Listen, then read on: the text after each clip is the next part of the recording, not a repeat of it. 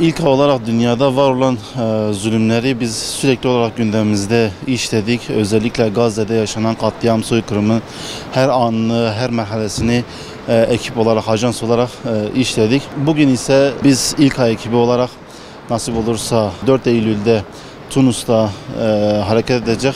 Sumut filosuyla birlikte hareket edeceğiz. İnşallah bu ablukayı aşıp Gazze'deki kardeşlerimize yardım ulaştırılacak. Biz de bu yardımların her anını, yaşananları, gelişmeleri an be an işleyip dünyaya servis edeceğiz.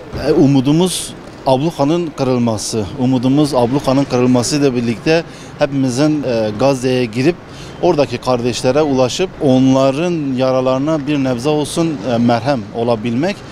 O anların da biz gazeteciler olarak an be an karelenmesini sağlamak. Tabii biz oraya gittiğimizde sadece yardım çalışmalarını görüntülemeyeceğiz. Aynı zamanda oradaki devam eden soykırımı daha net bir şekilde görebileceğiz. Eğer olmadı, giremedik, başaramadık, izin vermediler, engelleme meydana geldi. O zaman da umut ediyoruz ki kırılmanın bir önceki safhasını, büyük adımını biz atmış oluruz. Bizden sonra atılacak adımlara ön ayak olmuş oluruz. Bir de işin uhrevi boyutu, manevi boyutu var. Şimdi biz mesleki olarak bu çalışmaları gündeme getireceğiz, çalışmaları ifade edeceğiz. Ama aynı zamanda biliyoruz ki Gazze'de tehlike var. Gazze'de her an gazeteci de olsanız, bürokrat da olsanız, sivil inisiyatif bünyesinde faaliyet de yürütseniz nihayetinde bombalar bir şekilde sizi bulabiliyor, bulabilme ihtimali yüksek.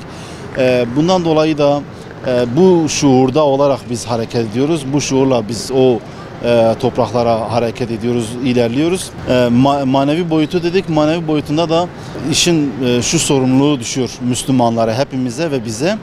Biz Allah'ın huzuruna çıktığımızda Allah-u Teala şu soruyu bize sormayacak. Siz Filistin'i, Gazze'yi neden özgürlüğüne kavuşturmadınız sorusunu bize sormayacak.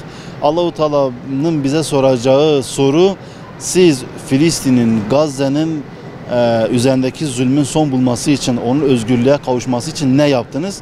İnşallah biz de bu yapmış olduğumuz yolculuktur, kardeşlerimiz için çabadır, Allah rızası için vermiş olduğumuz gayreti şahit olarak tutabiliriz.